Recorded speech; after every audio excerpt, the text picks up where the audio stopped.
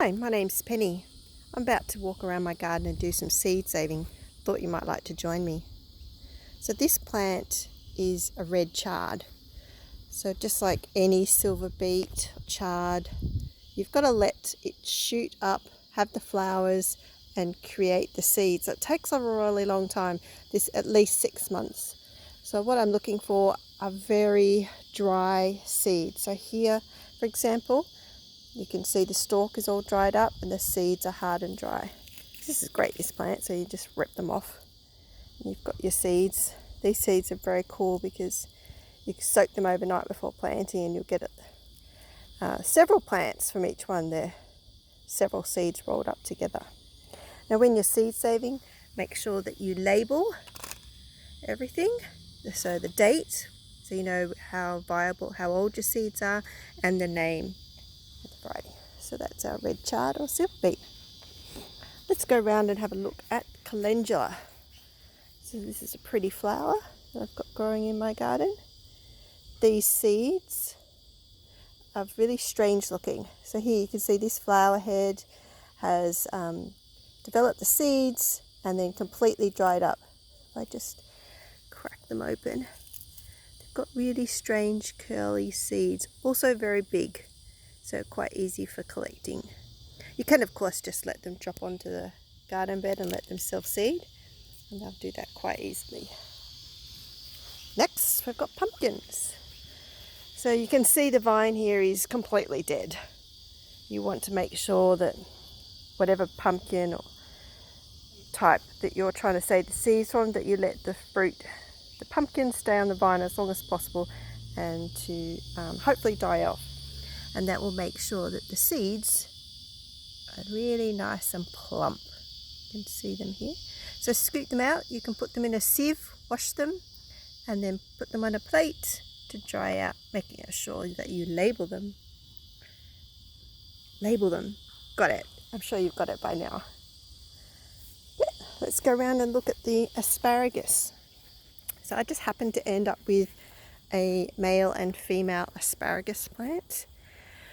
So the female one will produce these little fruits. Pick one. So the fruit ferments the seeds. You can leave it to ferment longer if you want. I'll just crack this one open. What's cool is you never know how many seeds you're going to get out of each one.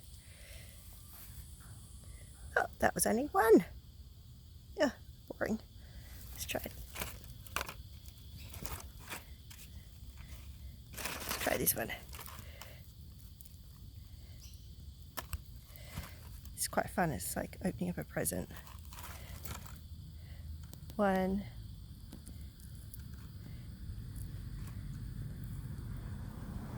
2. No, 1 as well. Oh no, there it is.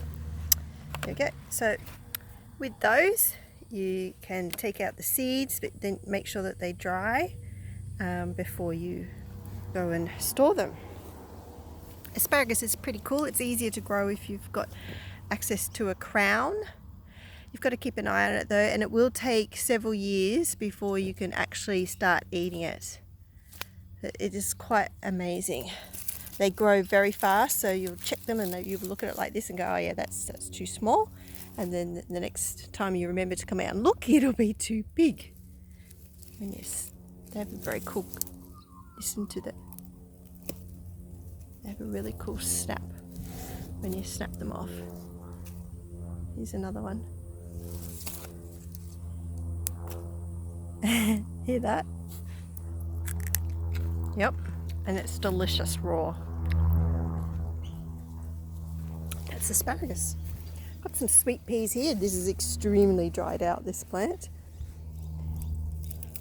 So you just find the pods. They've dried out, crack them open,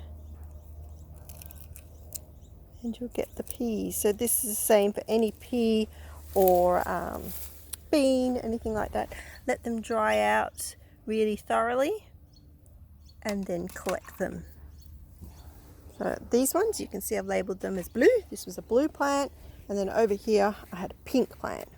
So I've just labelled them separately. Now we did have a bit of rain, so I noticed that there was some mold in these. So I've got to make sure they're very dry before I store them. I usually end up storing them just in a paper bag so that I don't really like storing my seeds in plastic or glass or anything, just in case they're not quite dry.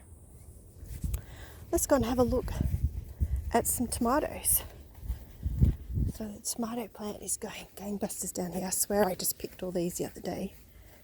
So tomatoes, what I would do is I would look for a really, really ripe one. The riper the better. In fact, if it's already started fermenting, even better. So choose one. Then you just pop them open, squirt all those insides into, I usually put them into a glass with a little dash of water, and I let it ferment in the glass for a few more days. Then I would strain it, use a strainer, give them a little wash, and then put them on a plate to let it dry. So those are tomatoes. One more thing to show you is pigeon pea. So this is like a little tree, this thing, pigeon pea. I really like the flowers that it has. So the pigeon pea, you can use the branches as green manure. You can actually eat the peas when they're green. I don't really like the taste, but they're used in some special dishes and some people like them. And then you can collect the seeds. Now what's a bit different about this is that when you collect the seeds, you can use them as lentils in your cooking. Or you can use them to just grow some more. So when they're very dry, you get these little brown seeds. And they're very cool. Alright, thank you for listening. Bye.